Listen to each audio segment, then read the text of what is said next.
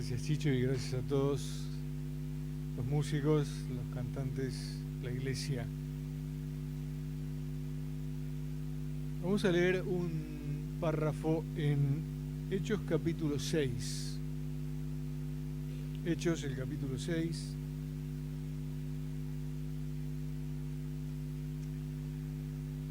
Este libro, como también uno de los evangelios, fue escrito por Lucas, que fue discípulo del Señor Jesucristo en un sentido amplio, pero no fue uno de los 12. No fue uno de los 12. Lucas fue médico, pero a los efectos de la revelación de Dios resalta mucho más el hecho de que él ha sido un gran periodista. Él fue un journalist, como se dice, fue un periodista en el campo, donde relevar la noticia, y también en la investigación, porque así comienza el Evangelio, revelando que él hizo una gran investigación, fue un periodista de investigación que Dios usó para dejarnos estos dos libros tan importantes, el Evangelio de Lucas y Hechos de los Apóstoles, dos libros históricos. Capítulo 6 de Hechos dice: en aquellos días, como creciera el número de los discípulos, hubo murmuración de los griegos contra los hebreos. A ver, entendamos, ¿no? En aquellos días, la iglesia primitiva, con todo muy fresquito, con una gran explosión del Espíritu Santo. Igualmente la iglesia estaba formada por hombres y mujeres. Así que en aquellos días, como creciera el número de los discípulos, hubo murmuración de los griegos, o sea, de los judíos helénicos, contra los judíos hebreos, de que las viudas de aquellos, de las viudas de los griegos, eran desatendidas en la distribución diaria. O sea que la iglesia tenía esta práctica, el distribuir diariamente para que nadie tuviese necesidades. Pero aquí claramente el texto que hemos leído pone de manifiesto que había un desequilibrio, que algo no estaba funcionando bien, que había preferidos y no preferidos.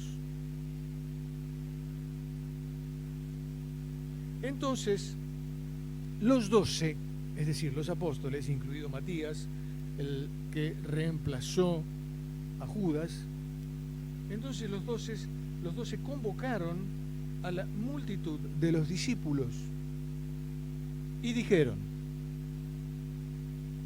no es justo que nosotros dejemos la palabra de Dios para servir a las mesas.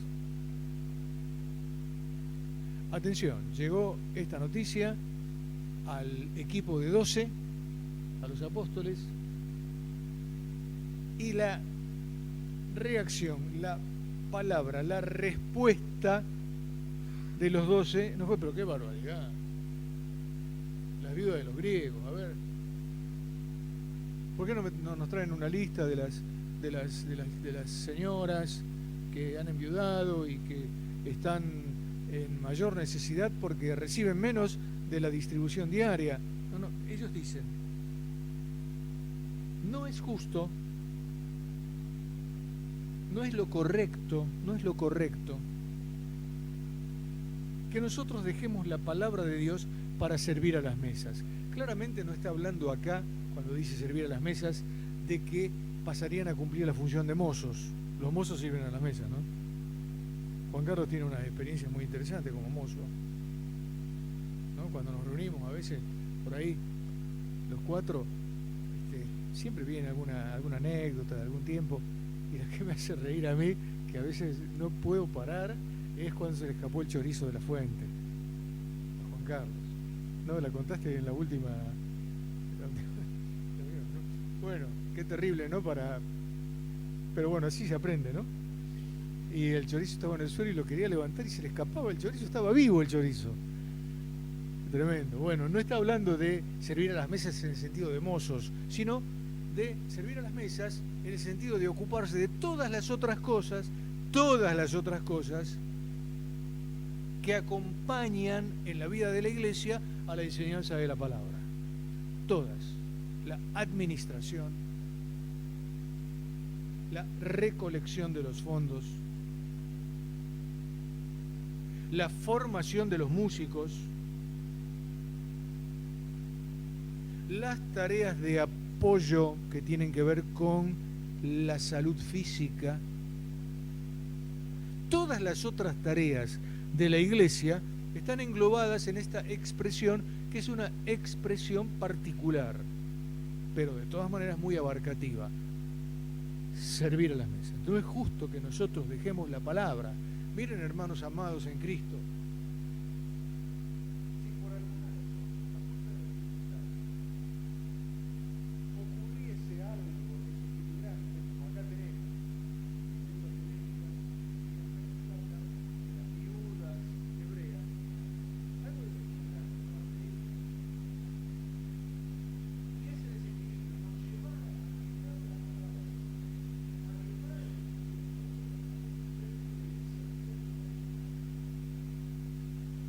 la iglesia deja de ser la iglesia, porque la iglesia no puede ser iglesia sin la palabra. Entonces los apóstoles dicen: no es lo correcto, no es correcto que dejemos la palabra para servir a las mesas. Versículo 3. Buscad pues, hermanos, de entre vosotros 7 varones de buen testimonio, llenos del Espíritu Santo y de sabiduría, a quienes encarguemos de este trabajo. O sea, el equipo pastoral de 12 hermanos en la iglesia de Jerusalén le dice a la iglesia, a los que trajeron la noticia, a los que se reunieron con el consejo esa semana, les dice: hermanos, entendemos la cosa, no es correcto que nos ocupemos nosotros, no es correcto, nosotros tenemos que estar en el estudio de la palabra, porque hay que enseñar la palabra. ¿Saben qué pasa? Hermanos, los que enseñaban la palabra tenían una edición de la Biblia que contenía libros que no eran bíblicos. Entonces tenían que tener un alto grado de discernimiento para ver, a la hora de enseñar la palabra, qué libro de la Biblia abrir. No estaba escrito el Nuevo Testamento, estaba sobre el Antiguo, pero el Antiguo estaba con libros que no eran inspirados. Entonces había que estudiar, que indagar, que buscar y que enseñar. Entonces, busquen 7 hermanos, 7 varones de buen testimonio, que tengan buen testimonio, para cumplir todas esas actividades englobadas en la expresión servir a las mesas. Buen testimonio, llenos del Espíritu Santo, llenos de sabiduría, y encarguémosles este trabajo. 4. Nosotros persistiremos en la oración y en el ministerio de la palabra. Y aquí está la clave. Aquí hay una clave. Porque no podemos estudiar la palabra de Dios como si fuera un libro cualquiera, un libro de matemáticas, un libro de estadística, un libro de historia. Estudiamos la palabra de Dios buscando luz de parte del Señor. El Señor nos tiene que iluminar para entender la palabra de Dios y poder impartir la enseñanza. Y por eso es necesario. Primero dicen: no vamos a dejar la palabra de Dios. Pero ahora dicen: tenemos que seguir, tenemos que persistir, tenemos que insistir en la oración y en la palabra. No podemos ir a la palabra sin oración. No podemos ir a la palabra sin actitud de dependencia de Dios para que el Señor nos ilumine, para, como dice el apóstol Pablo, alumbre los ojos de nuestro entendimiento. Persistiremos en la oración. Persistiremos en el ministerio, en el servicio de la palabra. 5. Agradó la propuesta a toda la multitud y eligieron, así como nosotros elegimos hoy, elegimos una lista. Ellos eligieron una lista, hicieron una lista, eligieron a Esteban, varón lleno de fe y del Espíritu Santo. Eligieron a Felipe, Felipe el evangelista. Hubo varios Felipe en la Biblia, ¿no? Este es el último. Este era un hombre espiritual. De hecho, tenía 4 hijas mujeres que profetizaban, tenía una familia formada en el Señor. Así que encabezaban la lista los 2 más notorios. Siempre pasa así. Esteban, Felipe, Prócoro, Nicanor, Timón, Parmenas, y el último era Nicolás, prosélito de Antioquía. Es decir, vivía en Antioquía, se había convertido al judaísmo, pero había conocido a Cristo como su Salvador personal y también lo llamaron. Así que hicieron una lista de 7, y versículo 6, los presentaron ante los apóstoles. Es decir, le trajeron, dice, bueno, hermanos, esta es nuestra lista. Lo trajeron ante los apóstoles, quienes orando les impusieron las manos. Es decir, aprobaron la lista. Aprobaron, fue la lista ganadora. Bueno, era la única. Está bien, dijeron los apóstoles, estos hermanos están bien elegidos. El Señor les ha dado sabiduría a todos ustedes para buscarlos, para hablar con ellos. Eso nosotros lo leemos en pocos minutos, pero todo esto fue un trabajo. Buscar, a ver quiénes habrían de ser los hermanos encargados de servir a las mesas. Los apóstoles les impusieron las manos para nombrarlos diáconos en la iglesia de Jerusalén. Y crecía la palabra del Señor. Fíjense cuál es la conclusión del asunto. Porque ¿con qué desequilibrio empezó esto? Con que las viudas hebreas recibían más que las viudas griegas. ¿Y cuál sería la conclusión si los 7 hicieron bien el trabajo? Que las viudas hebreas recibieron lo mismo que las viudas griegas. Porque ese era el problema, había un desequilibrio. Pero no es esa la conclusión del pasaje. Acá dice, crecía la palabra del Señor. Crecía la palabra del Señor y el número de los discípulos se multiplicaba grandemente en Jerusalén. También muchos de los sacerdotes obedecían a la fe. ¿Cuánto que hay en esto que hemos leído? Quisiera sacar algunas conclusiones. Primero, el contexto. El contexto. La ciudad de Jerusalén. La iglesia no es la iglesia del camino, es la iglesia de Jerusalén. No es una iglesia del año 2019, es una iglesia del siglo I. Recién había pasado que el Señor había muerto,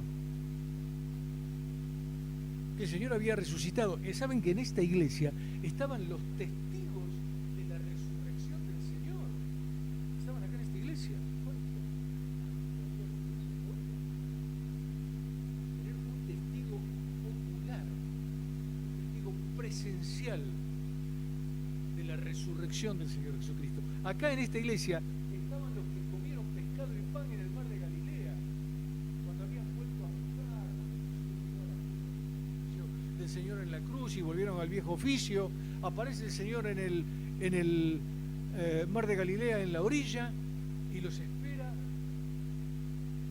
pescado asado y con pan. En esta iglesia estaban los que comieron ahí. ¡Qué iglesia! ¡Qué iglesia! Pero como dije antes, era una iglesia formada por hombres y mujeres que cuando reciben a Cristo y el Espíritu Santo tienen toda una travesía de vida por delante, porque hay tantas cosas que arreglar, tantas cosas que ordenar, tantas cosas que poner bajo la voluntad del Señor.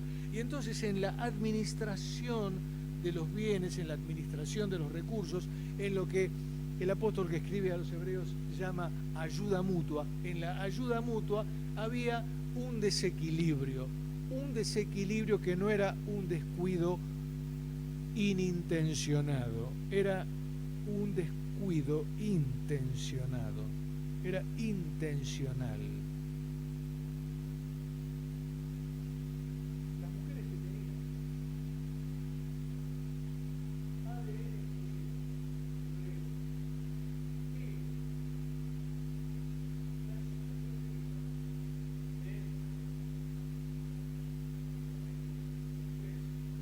que la situación habían nacido en Alejandría, en aquellas ciudades donde el dominio griego estaba bien patente, estas recibían un plan de atención, digamos, un plan de atención más estrecho que el que recibían las mujeres judías, hebreas, nacidas en lo que llamaríamos Tierra Santa. Y esto era intencional. ¿Saben?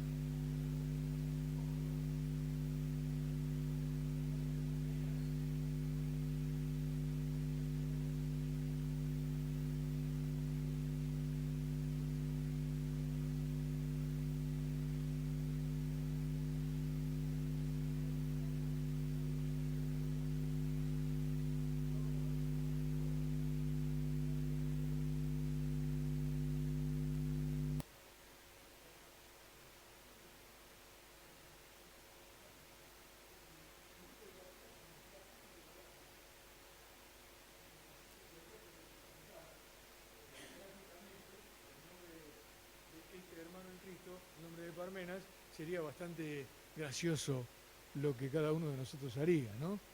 Pero estos 7 varones eran hombres llenos del Espíritu Santo y de sabiduría. Ahora, cuando lo traen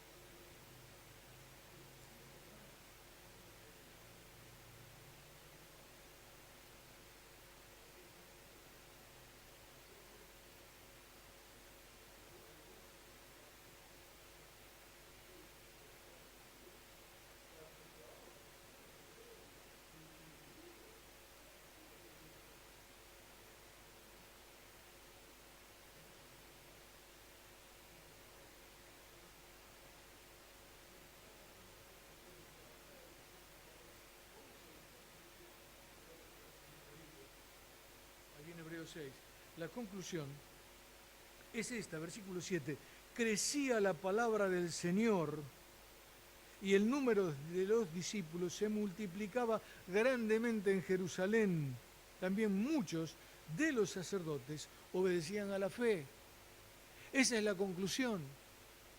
La conclusión es que el ministerio de la palabra continuó y no más, crecía, en una profunda, con más influencia, con más alcance en la iglesia.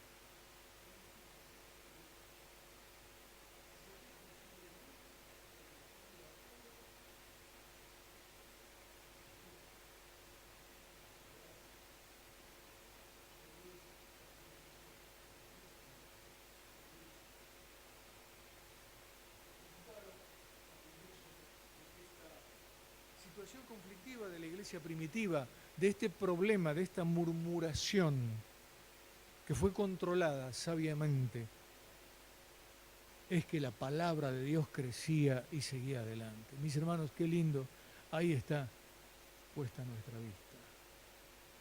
No sé quién se identifica acá con los 12, quién se identifica con los 7, quién se identifica con la multitud que presta un acuerdo. Lo cierto es que lo que tenemos que hacer debe ser hecho en la plenitud del Espíritu Santo. Así que tenemos este desafío, para que las cosas en la iglesia estén equilibradas, para que sea en lo poco o en lo mucho, pero hay que empezar por lo poco porque ahí hay que demostrar fidelidad, en lo poco o en lo mucho realmente seamos hallados fieles delante de nuestro Señor. Una experiencia de elección diferente a la de hoy, una elección en la iglesia para servir a Dios. Bueno, nos queda la lección de la elección a nosotros. Sirvamos al Señor, permitiendo que el Espíritu Santo talle nuestra vida con el modelo de Jesucristo. Y sirvamos al Señor con sabiduría,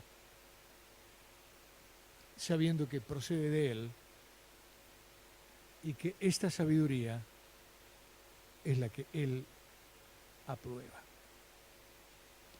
Vamos a ponernos de pie.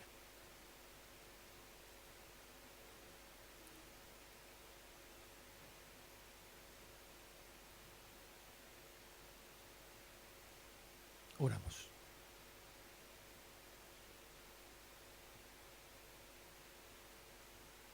Señor, en este día el país elige